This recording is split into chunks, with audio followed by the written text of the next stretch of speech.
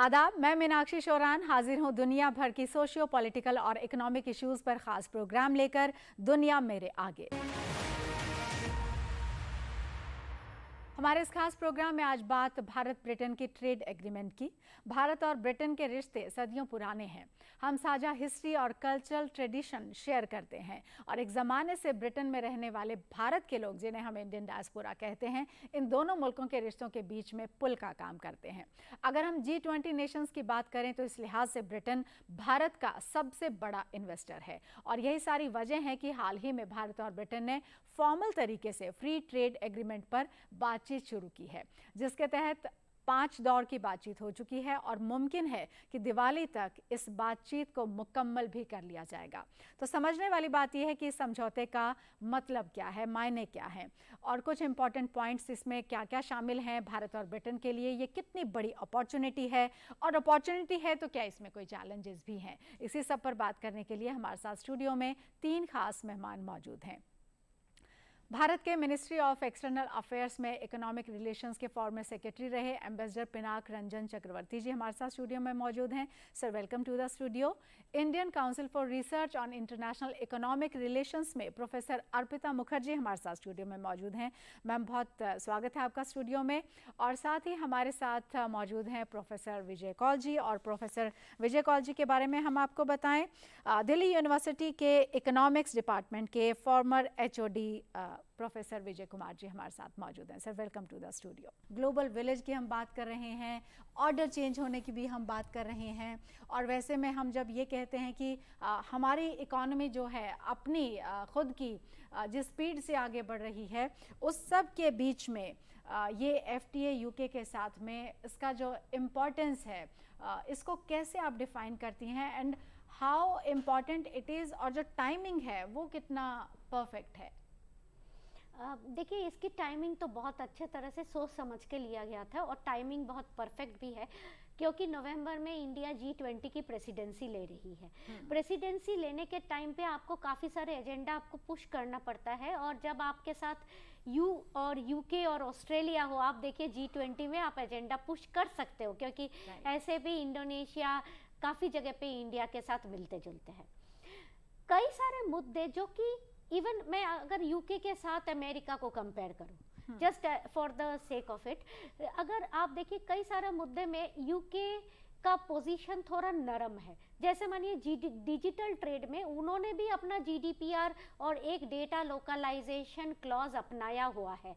उनका ये कहना है कि रेगुलेशन के लिए गवर्नमेंट को कंट्रोल, डेटा पे गवर्नमेंट का हक है अगर कोई रेगुलेटरी रिक्वायरमेंट हो तो उन्होंने भी देखिए, अगर आप यूरोपियन कंट्रीज का देखें, जैसे फ्रांस ने डिजिटल टैक्सेशन पे बात की है, तो ऐसा नहीं है कि UK टोटल खुल्लम खुल्ला डेटा किसी को दे दो कह रहे हैं, मगर अगर उनके सोच से हम अपना सोच थोड़ा सा मिला ले और ये सोचे कि can I actually sign on a data sharing with a trust, क्या मैं दोनों देशों के बीच में डेटा शेयरिंग एक एग्रीमेंट ऐसा कर सकता हूँ जहाँ पे एक भरोसा का माहौल हो, या हम लोग माने एक जहाँ पे गवर्नमेंट का गवर्नेंस का राइट हो, इस टाइप का अगर हम सोचे, एकदम नहीं कर सकते क्योंकि हमारे पास लॉ नहीं है, ऐसे ना सोच के अगर हम थोड़ा सा अपना सोच को थोड़ा इनोवेटिव करें तो मेरे ख्याल से इतना डिफिकल्ट नहीं है जहाँ पे हम लोग एक साथ मिल रहे हैं।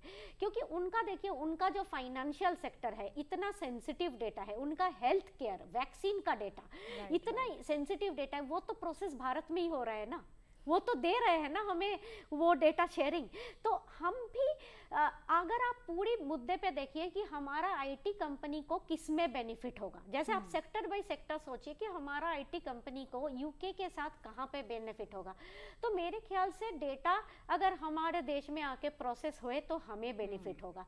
फिर अगर आप सोचें कि हम वहाँ पे कौन सी मार्केट को एक्सेस करना चाहते हैं इस टाइप के एरियाज में, तो मैं अगर हेल्थ केयर मार्केट को एक्सेस करना चाहती हूँ या IT मार्केट को एक्सेस करना चाहती हूँ, तो गवर्नमेंट प्रोक्योरमेंट मेरे लिए भी इंपॉर्टेंट है जितना UK के लिए है मेरे गवर्नमेंट प्रोक्योरमेंट। आई थिंक हमारे लिए भी इंपॉर्टेंट है for our IT sector to access there और the health sector too actually, because उतना बड़ा NHS है, उसको अगर हम नहीं एक्सेस कर पाएंगे तो यूके में हेल्थ केयर में काफ़ी हमारा एक्सेस नहीं रहेगा।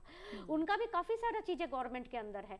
तो ऐसे हमें थोड़ा थोड़ा साथ में बैठ के सोचना पड़ेगा कि हम कहाँ कहाँ पे एक साथ काम कर सकते हैं।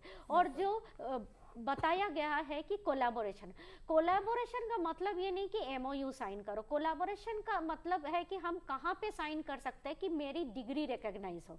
अगर मेरी डिग्री एंड प्रैक्टिस रिकॉग्नाइज होगी तभी तो नर्स और डॉक्टर इजीली मूव कर सकेंगे, नहीं तो यूके में जाके उनको दोबारा एग्जाम देना पड़ेगा। तो ये जो मुद्दे हैं ना, इसको हम लोगों को सोच समझ के FTAs में दिखाना पड़ेगा। और जब नॉन प्रोफेशनल, हाई स्किल्ड एक होता है, एक स्किल्ड प्रोफेशनल होता है। जैसे मानिए अगर मैं स्किल्ड प्रोफेशनल के अंदर एक मोबिलिटी की बात सोचूं, जैसे मानिए आयुर्वेदिक सेविका, हाँ, तो इसके लिए हम कौन सी स्किल को, जैसे थाई अपने स्पा वर्कर को करते हैं, उन्होंने अपनी स्किल को बहुत अच्छे तरह से डिफाइन किया है और उसको लेके जाके यूके और अदर कंट्री के साथ म्यूचुअल रिकॉग्निशन साइन करते हैं। तो हमें उसकी डेफिनेशन करनी पड़ेगी एंड उसके ऊपर साइनिंग होता है। बिल्कुल। पिनाक रंजन जी से ही मैं आगे इसको ऐड ऑन करवाने के लिए और बातचीत करती हूँ सर, क्योंकि जैसा मैम ने थाईलैंड के स्पा का जिक्र किया और साथ ही हमारे यहाँ तो क्योंकि जो आयुर्वेदा है और अब तो क्योंकि आयुष मिनिस्ट्री है उस तरीके से, और बहुत सारे ऐसे और भी सेक्टर्स हैं। दरअसल आपसे जो मैं समझना चाहती हूँ वो यही है कि हमारी जो सरकार है वो किस तरीके से सोचती है, क्योंकि जैसा आपने जिक्र किया कि अगर यहाँ पर हमारा आउटकम अच्छा रहता है तो फिर ये ट्रिगर करेगा कि हम आगे EU या फिर US जैसे जो देश हैं उनके साथ भी FTA आगे हम उनके साथ भी आगे बढ़ सकते हैं।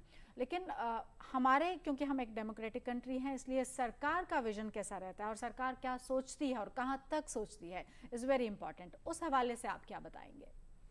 देखिए, इंडिया UK जो ट्रेड डील होने वाला है या होगा, उस पर सबकी नज़र है, पर्टिकुलरली EU एंड USA। वो देख रहे हैं कि भारत किस तरह के कदम उठाएगा, किस तरह के कंसेशंस देगा। अब जैसे नॉन टैरिफ बैरियर्स हैं, उसकी भी बात हमने की नहीं है, पर वो भी एक मुद्दा है। तो बड़ी चीज़ें हैं इसमें। पर भारत अब देख रहा है कि अगर हमको अपना एक्सपोर्ट मार्केट बढ़ाना है, हमारा आजकल का जो भारत का जो GDP है वो आई थिंक 50% ऑलमोस्ट अब एक्सटर्नल ट्रेड पे डिपेंड है। मतलब उससे external trade forms about 50% of India's GDP। तो अगर ये इतना इम्पॉर्टेंट सेक्टर है तो इस पे तो नज़र देना पड़ेगा और इसी को बढ़ाना पड़ेगा अगर एक्सपोर्ट बढ़ाना हो। पर दूसरी बात जो यहाँ हुई है, जो प्रोफेसर साहब ने कहा, कौल साहब ने, कि हमारी जो डोमेस्टिक कैपेबिलिटीज़ हैं उसको बढ़ाना पड़ेगा। आप सिर्फ प्रोटेक्शनिस्ट रहेंगे और कैपेबिलिटीज़ नहीं बढ़ाएंगे तो उसमें ये इंटीग्रेटेड जो ग्लोबलाइज्ड इकोनॉमी है इसमें आप अपना शेयर बढ़ा नहीं पाएंगे। इसीलिए इसमें बहुत ज़रूरी है कि जैसे जो स्किल इंडिया जो है, जो अभी सरकार ने बहुत सारी चीज़ें चालू किया है, स्किल इंडिया, हमारी स्किल्स बढ़ानी पड़ेगी। और हमारी कई चीज़ें हैं, जियोग्राफिकल इंडिकेटर्स हैं, अब जैसे आयुर्वेद का है उसका रिकॉग्निशन कराना, ये सारी चीज़ों पे काम हो रहा है और पहले होना चाहिए था पर अब हो रहा है। अब इसका नतीजा अच्छा होगा। इसमें जैसे स्पा वर्कर्स की बात हुई है तो हमारे आयुर्वेद का जो ट्रीटमेंट मेथड्स वगैरह हैं उसका रिकॉग्निशन हमको कराना पड़ेगा। तो उसमें फिर वो जाके दुनिया भर में उसको वो सर्विस प्रोवाइड कर सकेंगे। बट वो सर्विस सेक्टर में चला जाता है, पर उसमें कुछ मैन्युफैक्चरिंग भी आता है जो आयुर्वेद के प्रोडक्ट्स वगैरह हैं, तो वो सर्विस और प्रोडक्ट्स एक साथ वहाँ जाते हैं। तो मुझे लगता है कि इस तरह का जो माहौल जो अभी है इसमें हमको FTA को मेरे ख्याल में it is necessary to now have an FTA with the west, with western countries. East का तो हमने देख लिया, उसका एक्सपीरियंस कर लिया। अब वेस्ट के साथ अगर इंडिया UK का FTA हो जाए, इसका एक बहुत बड़ा मतलब उसका प्रभाव पड़ेगा हमारे ट्रेड पे। वैसे UK के साथ हमारा ओवरऑल ट्रेड गुड्स में कोई 24-25 बिलियन डॉलर्स होंगे या पाउंड्स, मुझे याद पाउंड्स होंगे शायद। तो ये एक अच्छा है, अच्छा ट्रेड है, पर इसको हम बहुत ऊपर ले जा सकते हैं अगर FTA हो जाए। राइट, ठीक है, FTA हो जाए तो ये बहुत ऊपर जा सकता है। लेकिन विजय कौल जी, आपसे अगला सवाल हमारा यही रहेगा कि हो जाए तो, यानी कि there are some challenges also, so वो चैलेंजेस क्या हैं और कैसे हम उनसे पार पा सकते हैं? आप क्योंकि इकोनॉमिक्स के प्रोफेसर हैं, ज़्यादा बेहतर तरीके से हमारे व्यूअर्स को बता पाएंगे। नहीं, चैलेंजेस तो जो असल में कई तरह की बातें की गई हैं, जैसे कि हमारे यहाँ पर जो टैरिफ और नॉन टैरिफ बैरियर्स में जो है, असल में ये होता ये है कि इंडिया के जो केसेस है बहुत ज़्यादा हैं। इंडिया बहुत ज़्यादा इसको यूज़ करता है, हालांकि वो भी यूज़ कर रहे हैं, खास करके एग्रीकल्चर प्रोडक्ट में उनके टैरिफ वगैरह काफ़ी ज़्यादा हैं। तो असल में कहीं ना कहीं तो कॉम्प्रोमाइज़ करना पड़ेगा हमको जो है ना ये। और जो है बेसिकली मेरा तो जैसे मैंने पहले उसी को मैं रिपीट कर रहा हूँ कि हमें अपनी जो हमारी रिक्वायरमेंट है, हम क्या चाहते हैं, हमको क्या लग सकता है कि क्या यूके से हम क्या ले सकते हैं। तो मुझको लगता है यूके से हम जो है काफ़ी जो है R&D के अंदर, रिसर्च के अंदर, हेल्थ केयर के अंदर जो है इस तरह की काफ़ी चीज़ें हैं जो उसके अंदर हम गेन कर सकते हैं। और जिस तरह से हमारी इकानमी भी काफ़ी ग्रो कर रही है और ये कोलैबोरेशन जो है ये काफ़ी यूज़फुल रहेगा। पर जहाँ जहाँ हमारी वीकनेसेस हैं, जहाँ हम कैपेबिलिटी लैक करते हैं, उस कैपेबिलिटी को डेफिनेटली स्ट्रेंथन करने की ज़रूरत है। और इससे मेरा भी जो है लगता ये है कि भी इंडिया को गेन काफ़ी रहेगा, इसमें कोई प्रॉब्लम नहीं है, गेन काफ़ी रहेगा।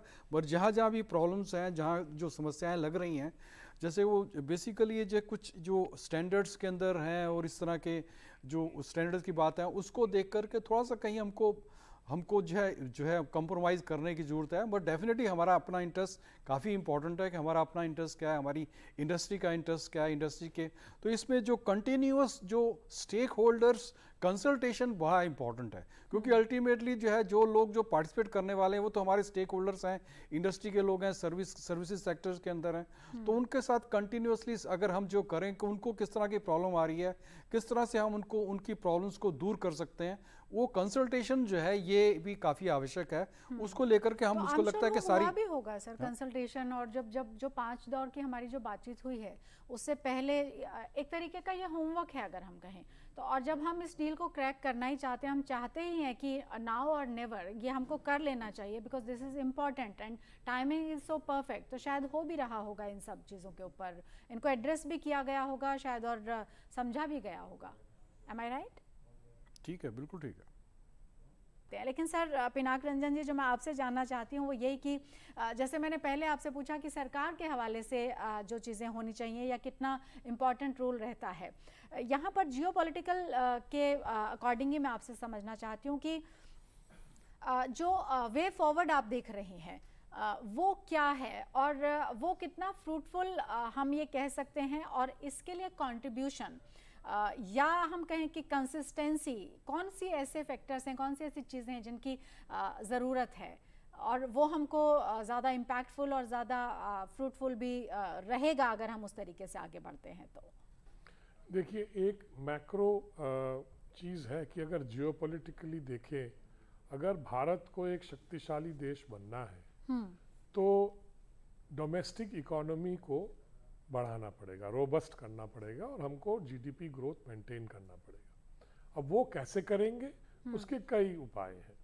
अब जैसे आत्मनिर्भर है या एफटीएज है, जो भी हमको इंस्ट्रूमेंट्स चाहिए इसको कंट्रीब्यूट करने के लिए जीडीपी ग्रोथ को, मैन्युफैक्चरिंग को, ग्रोथ ऑफ एम्प्लॉयमेंट को। देखिए, एम्प्लॉयमेंट की बात हमने नहीं की, पर वो एक बहुत बड़ा मुद्दा है क्योंकि वो पॉलिटिक्स से रिलेटेड है।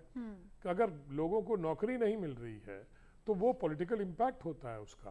तो नेचुरली फिर सरकारें उस पॉलिटिकल इम्पैक्ट के अंडर में कुछ नीतियां तय कर लेती हैं, उसमें प्रोटेक्शनिज्म आ जाता है या कुछ और आ जाता है। तो इसलिए ये बात करना बहुत ज़रूरी है। और हमारे बिजनेस जो है, कई हमारे ग्लोबल बिजनेसमैन हैं, वो हम सब जानते हैं कौन है वो, तो उनके साथ बातचीत भी होती है, बाकी बिजनेस के लोगों के साथ भी बातचीत होती है। देखिए, सारी बिजनेस जो है सो वो अपनी अपनी भी हित देखते हैं। वो समझते हैं कि मेरा इतना सेल्स है, अगर ये टैरिफ कम हो गया तो मेरा सेल्स कम हो जाएगा, मेरा कुछ हो जाएगा, बाहर से कंपटीशन आके मेरा माल बिकेगा नहीं। जो हुआ है हमारे यहाँ कई सेक्टर्स में, चाइनीज़ माल आके और हम लोग के माल अब बिकने नहीं है। एक सेक्टर था जो सबको मालूम है कि हमारे यहाँ टॉय मैन्युफैक्चरिंग होती थी, वो ख़त्म ही हो गया क्योंकि चाइना से टॉयज मंगाते थे। अब रिवैम्प करने की तो खैर बात हो रही है, अब थोड़ी बातचीत हो रही है। तो इस तरह की चीज़ें हर एक सेक्टर को देखना पड़ेगा। और जांच करनी पड़ेगी, डेटा कलेक्ट करना पड़ेगा, जैसे अभी अर्पिता जी ने कहा, बिना डेटा के आप क्या डिसीजन लेंगे। तो डेटा कलेक्शन, अपनी जो डोमेस्टिक जो कैपेसिटीज़ हैं इसमें डेटा कलेक्शन, फिर उसको स्टडी करके फिर उस पर डिसाइड करेंगे पॉलिसी। एक पॉलिसी हम अनाउंस कर देते हैं, फिर डेटा कलेक्शन पे देखते हैं कि भाई डेटा ही नहीं है। तो ये इस तरह की चीज़ें वी हैव टू अवॉइड। तो हम लोगों को प्लानिंग अच्छी तरह से करना पड़ेगा। डेटा कलेक्शन बहुत ही इम्पॉर्टेंट है, इसके बिना पॉलिसी डिसाइड करना तो एकदम ठीक नहीं है, तो उसमें हमको दिक्कत हो जाएगी। तो ये जियोपॉलिटिकली बात ये है कि इंडिया को अगर शक्तिशाली बनना है तो हमें अपना जीडीपी 10 ट्रिलियन 20 ट्रिलियन जहाँ भी जाए हमको उसको बढ़ाना पड़ेगा। तभी आपके पास उस तरह की जो इकोनॉमिक जो टूल्स हैं, इकोनॉमिक एबिलिटीज़, इकोनॉमिक स्ट्रेंथ है, उसी से आप फॉरेन पॉलिसी भी चलाएंगे और उसी से आपका ग्लोबल स्टेज में आपका जियोपॉलिटिकल और जियो इकोनॉमिक जो हेफ्ट जिसे हम कहते हैं वो बढ़ेगा। Okay sir. विजय कौल जी, क्योंकि हमको स्ट्रेंथन तो करना ही पड़ेगा, और जिसका जिक्र आप बिल्कुल शुरुआत से ही लगातार कर रहे हैं कि हमें अपने ऊपर पहले होमवर्क करना पड़ेगा, काम करना पड़ेगा। हम मजबूत होंगे तो हम अपने आप को बेहतर तरीके से पेश भी कर पाएंगे। लेकिन एक चीज़ और भी, क्योंकि एम्प्लॉयमेंट की पिनाक रंजन सर ने भी बात की, आपने भी जिक्र किया, और कुछ ऐसी यूके कंपनीज़ हैं, तकरीबन 600 का आंकड़ा दिया जाता है कि उतनी वो कंपनीज़ हैं जो लगभग 3-3.25 लाख लोगों को रोज़गार भी दिए हुए हैं जो भारतीय हैं। और ये नंबर ज़्यादा भी हो सकता है, क्योंकि कुछ फैक्ट्स एंड फिगर्स जहाँ से हमने इकट्ठा किए उस हवाले से मैं बोल रही हूँ। लेकिन मेरा सवाल जो है वो ये कि हम मजबूत अपने को कैसे करें, क्योंकि एजुकेशन सेक्टर है, वहाँ पर अपने आप को कर सकते हैं, और उसी से क्योंकि बहुत सारा एम्प्लॉयमेंट जो है वो जनरेट होता है। और हमारे जो पहले के MOUs और बाकी जो चीज़ें हमने साइन की हुई हैं ऑलरेडी, उसका कितना हमको अभी तक बेनिफिट हुआ है, और वो यहाँ पर किसी तरीके से ट्रांसफॉर्म या ट्रांसफ़र होता आपको नज़र आता है क्या? ये आपने बहुत अच्छा पूछा। असल में जो अभी पिनाक जी ने भी कहा, जो खास करके एक क्वेश्चन आपने जो कहा कि जो हमारे यहाँ बिजनेसमैन को उतना एनकरेज नहीं करते, वो असल में एक पॉलिटिक्स का पार्ट है हमारी। ये हमारी यहाँ की पॉलिटिक्स भी बड़ी यूनिक है। असल में अगर हमने देश को शक्तिशाली बनाना है तो जितने भी सोसाइटी के जितने भी पार्ट हैं, अंग हैं, उन सबका कंट्रीब्यूशन चाहिए। इसमें एजुकेशनिस्ट भी चाहिए, इसमें जो साइंटिस्ट हैं उनका कंट्रीब्यूशन चाहिए, और बिजनेसमैन, स्मॉल एंटरप्रेन्योर, इन सबका कंट्रीब्यूशन चाहिए। सभी मिल करके करेंगे, जो कि एक टारगेट लेके चलेंगे, एम लेके चलेंगे कि देश को जो शक्तिशाली बनाना है, जो टॉप पे लेकर के जाना है, तभी काम हो पाएगा। उसमें हालांकि ये गवर्नमेंट की रिस्पॉन्सिबिलिटी काफ़ी हो जाती है, क्योंकि कुछ लोग जो पॉलिटिक्स में है, पॉलिटिक्स में अपना गेन लेना चाहते हैं, वो कई तरह के मैनिपुलेशंस करते हैं और कई तरह की जो इन्फॉर्मेशन वगैरह देते हैं। कई चीज़ें उसको जो है उसको भी हैंडल करना पड़ेगा। और घुमा फिरा करके है कि असल में जो अगर हमने बनाना है, इसको शक्तिशाली बनाना है, कहीं और हायर लेवल पे लेके जाना है, तो कंट्रीब्यूशन हर एक का चाहिए। एजुकेशन भी बहुत इंपॉर्टेंट है। गवर्नमेंट ने कई तरह के स्टेप्स लिए हैं इसको इम्प्लीमेंट, जो न्यू एजुकेशन पॉलिसी आई है जिसमें जो है उसको जो implementation is going to be very very critical. किस तरह से इसको इम्प्लीमेंट कर रहे हैं, किस तरह से हम जो रिसर्च को और एनकरेज करते हैं, किस तरह से इनोवेशंस को हम और एनकरेज करते हैं, ये सारी चीज़ें जो है ये बेसिक। और एंटरप्रेन्योर जो हमारा जो स्टार्टअप इकोसिस्टम जो डेवलप हो रहा है, उसको और किस तरह से जहाँ जहाँ गैप्स है उस गैप्स को कैसे फिल करते हैं, किस तरह से उनको गैप्स जो इन्फॉर्मेशन की बात की, डाटा की बात की, ये डाटा को भी चाहिए। बेसिकली ये बड़ा सरप्राइजिंग है कि डाटा हमारा हम जो है डाटा इकोनॉमी की बात कर रहे हैं, इंफॉर्मेशन इकोनॉमी की बात कर रहे हैं, और काफ़ी जो डाटा जो है वो डाटा हम तो दूसरों को तो ले जाते हैं, वो बाहर वाले आकर के ले जाएंगे डाटा, वो यहाँ के जो डोमेस्टिक जो हमारे यहाँ पर रिसर्च कर रहे हैं उनको डाटा वो बड़ा डिफ़िकल्टी से मिलता है। काफ़ी डाटा जो RBI के पास है, क्यों नहीं आप जो है अगर बहुत ज़्यादा कॉन्फिडेंशियल नहीं है तो डाटा को जो है आप अपलोड करिए, ताकि जो रिसर्च को भी एनकरेज करिए, उसके बेसिस पे आपको काफ़ी इंसाइट भी मिलेगी, न्यू इन्फॉर्मेशन मिलेगी, एंटरप्रेन्योर को भी एनकरेज होगा। तो बेसिकली हर लेवल पे हमको देखने की जरूरत है, जहाँ जहाँ गैप्स है उस गैप्स को हम कैसे फिल कर सकते हैं, कैसे उस वीकनेस को स्ट्रेंथन कर सकते हैं, जो कर सकते हैं, तो सभी का कंट्रीब्यूशन चाहिए, सभी को मिलकर काम करना पड़ेगा। बिल्कुल, step by step, bridge by bridge हम बिल्कुल पहुंचेंगे वहां तक। कंक्लूडिंग रिमार्क जो है अर्पिता मैम आपसे चाहूँगी, आउटकम्स, चैलेंजेस, इन सब की हमने बात की, लेकिन ओवरऑल एक व्यू आप इसको कैसे कंक्लूड करेंगी इस डील को, क्योंकि बहुत अपॉर्चुनिटी के तौर पर भी और बहुत एक विजन के तौर पर भी, और बिल्कुल इस हवाले से ये देखा ही जा रहा है कि टाइम हो सकता है कि थोड़ा सा इधर से उधर हो जाए, लेकिन इंडिया यूके के लिए, दोनों के लिए ये एफटीए बहुत इम्पॉर्टेंट है और ये लेटर और सूनर ये होने ही जा रहा है। सो आप कैसे कंक्लूड करेंगी मैम? मैं आपको हम लोगों ने 700 बिजनेस पर्सन से मिले, 30 स्टेक होल्डर्स कंसल्टेशन किए, और हमारा जो ओवरऑल आउटकम था कि ये डील बहुत पॉजिटिव है, भारत के लिए पॉजिटिव है। मगर डील का जो फ़ायदा है ना, आपको वो थोड़ा सा लंबा सोचना है, आपको इमीडिएट गेन और लॉन्ग टर्म गेन दोनों को देखना पड़ेगा। मैं आपको इसके example immediate and long term क्यों बोल रही हूँ, क्योंकि जो बंदा आके, जो भी कंपनी आके इंडिया में अपना मैन्युफैक्चरिंग यूनिट खोलेगा, वो पहले दिन से मैन्युफैक्चरिंग नहीं खोलता, वो पहले ट्राई करता है प्रोडक्ट को। So that is called a test marketing rule. Test marketing route आप कैसे खोल रहे हो, उसके बाद आप बल्क रूट कैसे खोल रहे हो, उसके बाद आप इंटरमीडिएट एंड रॉ मटेरियल्स कहाँ से ला रहे हो, कैसे खोल रहे हो, और मे बी लास्ट आप फाइनल प्रोडक्ट के बारे में सोचो। ये है एक एफटीए का खोलने का सोचना। दूसरी तरह से आपका सोचना है कि आपका बैरियर कहाँ पे हो रहा है, अगर वो टैरिफ नहीं है, नॉन टैरिफ रेगुलेटरी है, उसको आप कैसे रेगुलेटरी कोऑपरेशन, कैपेसिटी बिल्डिंग के ओर से एड्रेस कर सको। थर्ड है जो बात है कि हमारा ओन डोमेस्टिक मार्केट इशू, जो हमारा स्किलिंग, ये सब तो हम जानते हैं, मगर सबसे बड़ा, अगर आप अपने इंडस्ट्री से बात करोगे तो वो लोगों के पास सबसे बड़ा अनसर्टेनिटी क्या है कि फॉरेन ट्रेड पॉलिसी में क्या होने वाला है उनको नहीं पता, देश बिल में क्या होने वाला उनको नहीं पता, एसीजेड मर जाएगा कि नहीं मर जाएगा उनको नहीं पता। उनको जो इतने नहीं पता के आंसर चाहिए, और उनका हर एक नहीं पता का आंसर ये होता है कि टैरिफ रिड्यूस मत कर देना, मेरे को प्रोटेक्शन में रखना, वो मेरे को लॉजिस्टिक कॉस्ट हाई है तो टैरिफ हाई रखो, लॉजिस्टिक कॉस्ट हाई है तो लॉजिस्टिक कॉस्ट को रिड्यूस करना है, उसकी जो प्रॉब्लम है आपको उसकी सॉल्यूशन ढूंढनी है। उस हर प्रॉब्लम की सॉल्यूशन हाई टैरिफ नहीं है, इसीलिए इंडस्ट्रीज के साथ बैठ के देखना पड़ेगा कि उनकी एक्चुअल प्रॉब्लम कहाँ है, और अगर हमने उनकी टॉप 10 प्रॉब्लम को लिस्टिंग की तो शायद हमें ये लगे कि उनका टॉप 10 प्रॉब्लम ट्रेड एग्रीमेंट से रिलेटेड ही ना हो, और ट्रेड एग्रीमेंट शायद उनके लिए फायदेमंद हो।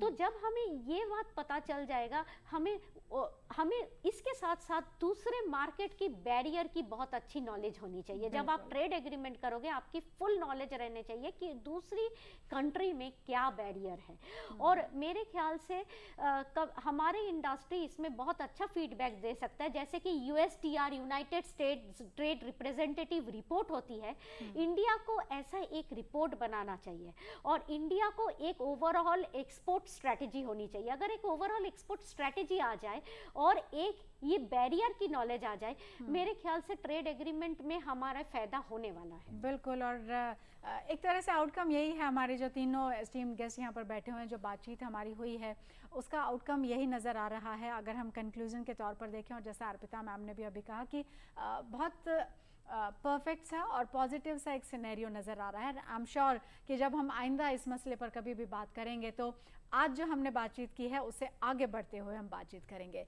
पिनाक सर, अर्पिता मैम, विजय सर, आप आए स्टूडियो में वक्त निकालकर, आपने इतने अहम मसले पर हमारे साथ बातचीत की, और आई एम श्योर कि हमारे जो व्यूअर्स हैं उनको बहुत ही आसान तरीके से और बहुत ही अच्छे से ये समझ में आया होगा कि यूके के साथ अगर हम कोई एफटीए करने जा रहे हैं और जो बातचीत हो चुकी है उसके आउटकम्स क्या होंगे, चैलेंजेस क्या हैं, और कैसे आने वाले वक्त में हमें इस देश के शहरी होने के तौर पर और साथ ही साथ एक मुल्क होने के तौर पर यूके और इंडिया के एफटीए का कैसे फ़ायदा मिल सकता है। तो हमारी आज की पेशकश में फ़िलहाल इतना ही। हमारा प्रोग्राम आपको कैसा लगा इस पर आप अपनी राय हम तक भेज सकते हैं। हमारा ईमेल का पता है ddurduspecials@gmail.com। इसके साथ ही हमारी पूरी टीम को इजाज़त दीजिए। आदाब।